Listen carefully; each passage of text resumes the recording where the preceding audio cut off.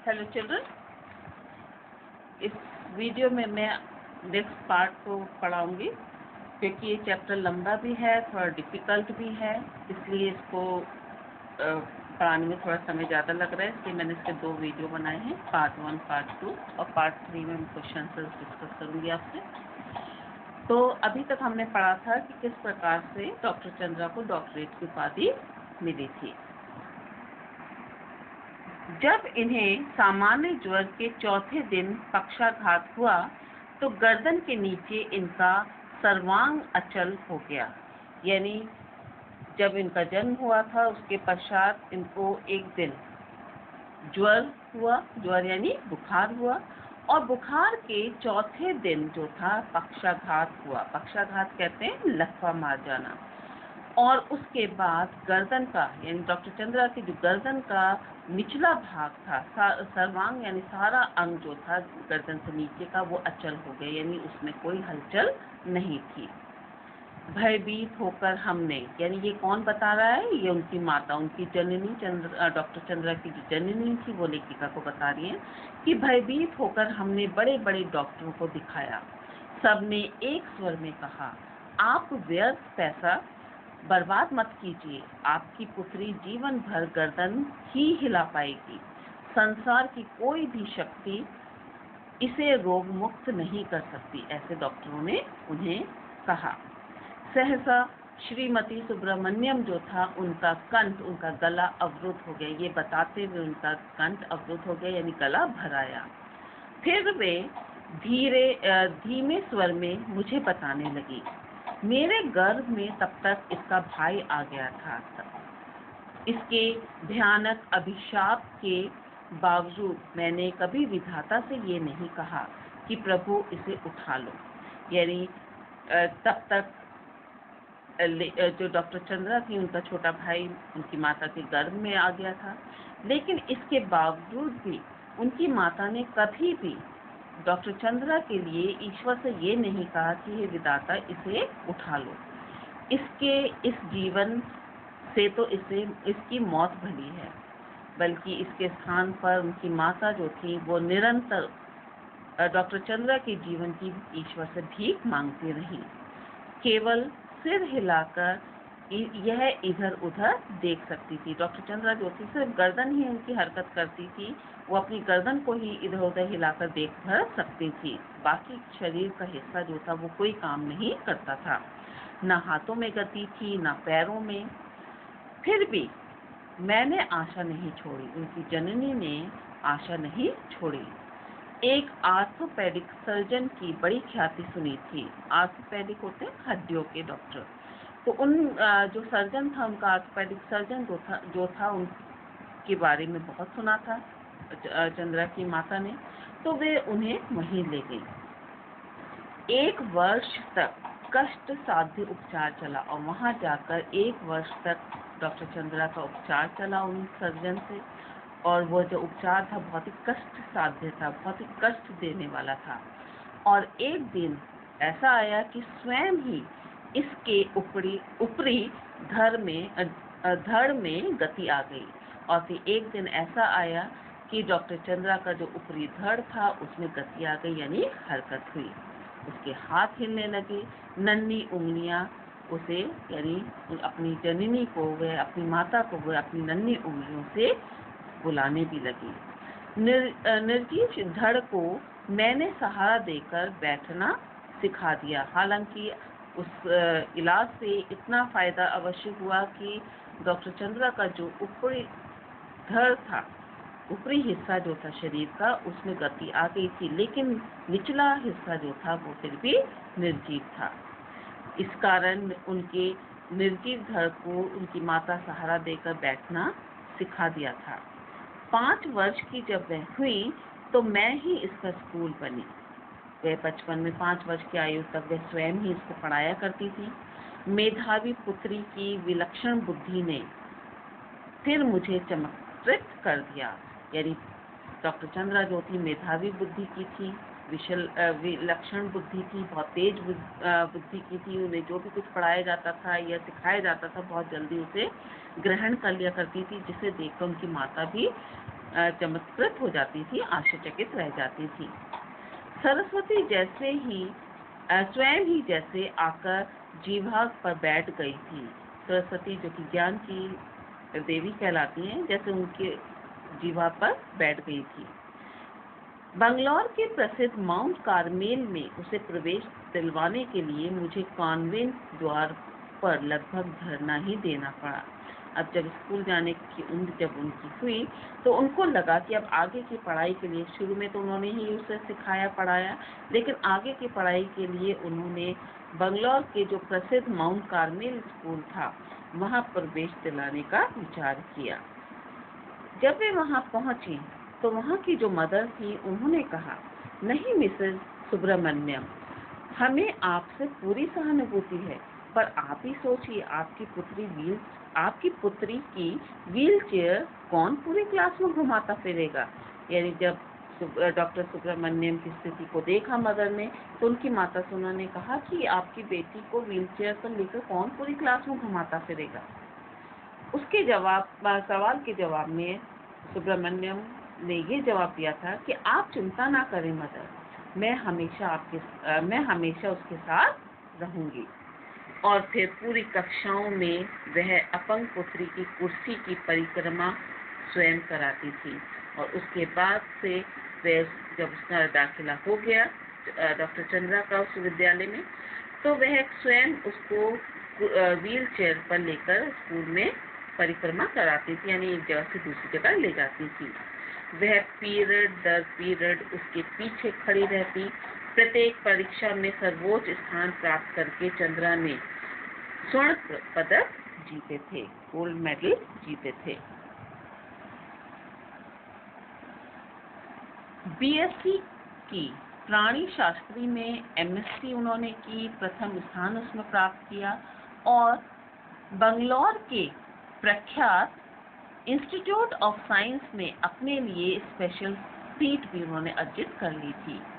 केवल अपनी निष्ठा, अपने धैर्य एवं साहस से 5 वर्ष तक प्रोफेसर सेठना जो थे उनके निर्देशन में उन्होंने शोध कार्य किया, रिसर्च की। इस बीच माता पिता ने पेंसिल्वेनिया से व्हील चेयर उनके लिए मंगवा दी, जिसे डॉक्टर चंद्रा स्वयं चलाती हुई पूरी प्रयोगशाला में बड़ी सुगमता से आसानी से घूम सकती थी। लेदर जैकेट से कठिन जिरह बख्तर में कसी उस हंसमुख लड़की को देखकर मुझे युद्ध क्षेत्र में डटे राणा सांगा का स्मरण हो आता है। जिस प्रकार से राणा सांगा युद्ध क्षेत्र में जब चारों ओर से सैनिकों से घिर गए थे, लेकिन उसके बावजूद भी वो लड़ते रहे थे अंतिम समय तक, उसी तरह से राणा सांगा की ही भांति लेखिका को डॉक्टर चंद्रा दिखाई दी, जो कि अपने जीवन से लड़ रही थी।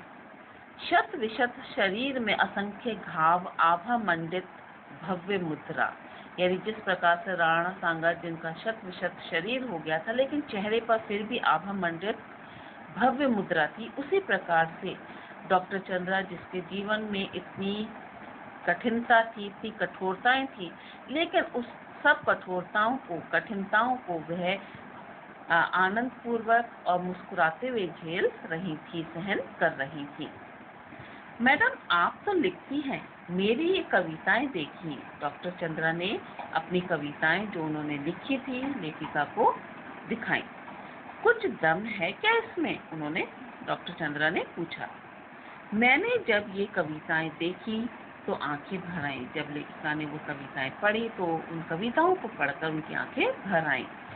जो उदासी उसके चेहरे पर कभी नहीं आने पाई, वह अनजाने ही उसकी कविता में झलक आई थी। यानी जिसके चेहरे पे कभी उदासी दिखाई नहीं देती थी, जो अपने चेहरे पर कभी उदासी नहीं लाती थी, उसने अपनी सारी उदासी जो थी वो कविताओं में शब्दों के माध्यम से दिखा दी थी। फिर उसने अपनी कढ़ाई बुनाई के सुंदर नमूने भी दिखाए लेखिका को।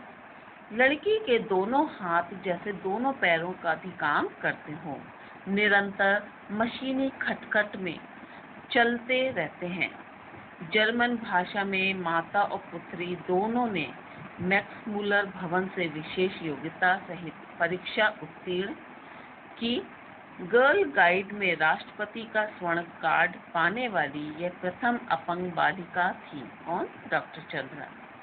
यही नहीं, भारतीय और पाश्चात्य संगीत दोनों में ही डॉक्टर चंद्रा की समान रुचि थी। दोनों ही संगीत, भारतीय संगीत और पाश्चात्य संगीत दोनों में ही उनकी रुचि भी थी। अपने एल्बम को अपनी निर्जीव टांगों पर रखकर वह मुझे अपने चित्र दिखाने लगी और उन चित्रों में था पुरस्कार ग्रहण करती डॉक्टर चंद्रा, प्रधानमंत्री के साथ मुस्कुराती खड़ी डॉक्टर चंद्रा, राष्ट्रपति को सलामी देती बालिका चंद्रा और व्हील चेयर में लेदर जैकेट में जकड़ी बैसाखियों का सहारा लेकर अपनी डॉक्टरेट की उपाधि ग्रहण करती डॉक्टर चंद्रा। तो ये तस्वीरें उन्होंने लेखिका को दिखाई। मेरी बड़ी इच्छा थी मैं डॉक्टर बनूं। डॉक्टर चंद्रा ने लेखिका को अपने मन की इच्छा बताई कि वो चाहती थी कि वो डॉक्टर बने। मैं अपंग डॉक्टर मैरी वर्गीस जो चिकित्सक थी, उनके सफल जीवन की कहानी पढ़ चुकी थी। परीक्षा में सर्वोच्च स्थान प्राप्त करने पर भी मुझे मेडिकल में प्रवेश नहीं मिला। उन्होंने हालांकि परीक्षा में सबसे अधिक अंक प्राप्त किए थे, लेकिन फिर भी उन्हें मेडिकल में प्रवेश नहीं मिल पाया, क्योंकि उनके विषय में कहा गया कि मेरा निचला धड़ निर्जीव है। मैं एक सफल शल्य चिकित्सक कहते हैं सर्जन को, जो सर्जरी करते हैं, उनको कहा गया कि वे एक शल्य चिकित्सक नहीं बन पाएंगी, इसलिए उनको मेडिकल में प्रवेश नहीं दिया गया। किंतु डॉक्टर चंद्रा के प्रोफेसर के शब्दों में मुझे ये कहने में रंच मात्र भी यानी थोड़ा भी हिचकिचाहट नहीं होती कि डॉक्टर चंद्रा ने विज्ञान की प्रगति में महान योगदान दिया है, क्योंकि उन्होंने अपनी सर्वोच्च ज्ञान विज्ञान में प्राप्त कर लिया था। चिकित्सा ने जो खोया है वह विज्ञान ने पाया है। यानी हालांकि उनको मेडिकल में स्थान नहीं मिल पाया, लेकिन उन्होंने फिर भी विज्ञान में बहुत कुछ पा लिया था। चंद्रा के एल्बम के अंतिम पृष्ठ पर उनकी जननी का भी एक बड़ा चित्र, उनकी माता का भी एक बड़ा चित्र लगा हुआ था, जिसमें वे जेसी बंगलौर यानी जो कि बेंगलुरु कहलाता है अब, द्वारा प्रदत्त एक विशिष्ट पुरस्कार को ग्रहण कर रही हैं, और वह पुरस्कार था वीर जननी का पुरस्कार।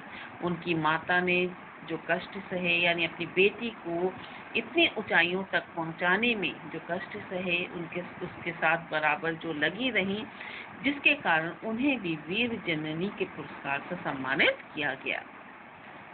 बहुत बड़ी बड़ी उदास आंखें, जिनमें माँ की व्यथा भी है और पुत्री की भी, अपने सारे सुख उन्होंने त्याग दिए थे। यानी अपनी बेटी को ऊंचाइयों तक पहुंचाने के लिए एक माँ ने अपने सारे सुखों को त्याग कर नित्य उसकी छाया बनकर, हमेशा उसकी छाया बनी रही, और पुत्री की पहिया लगी कुर्सी के पीछे चक्र से घूमती जननी, नाक के दोनों ओर हीरे की दो जगमगाती लौंगों, अधरों पर, अधर कहते हैं होंठों पर विजय का उल्लास, जूड़े में पुष्पवेणी यानी फूलों को लगाए हुए उनकी माता का यह स्वरूप था।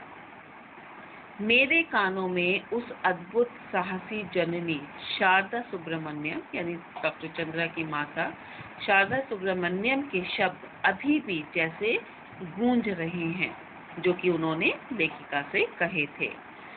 ईश्वर सब द्वार एक साथ बंद नहीं करता। यदि एक द्वार बंद करता भी है तो दूसरा द्वार अवश्य खोल देता है। कहने का अर्थ यह है कि ईश्वर जो है सब किसी भी व्यक्ति के जीवन के सभी द्वार कभी बंद नहीं करता। अगर एक द्वार उसका बंद करता भी है तो दूसरा द्वार उसका अवश्य खोल देता है। यानी जीवन में उसको पाने की एक और द्वार खोल दिया जाता है, ताकि अगर एक रास्ता उसके जीवन में आगे बढ़ने का बंद हो जाए तो वह दूसरे रास्ते से अवश्य आगे बढ़ जाए। तो इसके साथ ही इस पाठ खत्म होता है, समाप्त होता है। तो इसके माध्यम से जो लेखिका हैं वो हमें क्या बताना चाहती हैं? वे हमें इस पाठ के माध्यम से लेखिका ये बताना चाहती हैं कि जीवन की कठिनाइयों से हमें निराश नहीं होना चाहिए, बल्कि हर मुश्किल का सामना हमें डटकर करना चाहिए। हमें सदैव अपने लक्ष्य पर अपना ध्यान केंद्रित रखना चाहिए, जैसे कि डॉक्टर चंद्रा का था। उनकी महत्वाकांक्षाएं थी, उनकी महत्वाकांक्षाएं बहुत ऊंची थी और उनका उद्देश्य जो था, लक्ष्य जो था, उसको पाने में वो हमेशा लगी रही। कठिनाइयां भले ही जीवन में आए, लेकिन एक दिन अवश्य हम अपने लक्ष्य को अपने परिश्रम से, अपने धैर्य से प्राप्त कर ही लेते हैं। लेकिन जीवन में धैर्य अवश्य बनाए रखना चाहिए, धीरज अवश्य बनाए रखना चाहिए और परिश्रम हमेशा करते रहना चाहिए, जिसके बलबूते पर हम अपने जीवन में अपने लक्ष्य को प्राप्त कर सकते हैं। इसके बाद इसके प्रश्न उत्तर जो है मैं अपने नेक्स्ट वीडियो में आपसे डिस्कस करूंगी। Thank you children.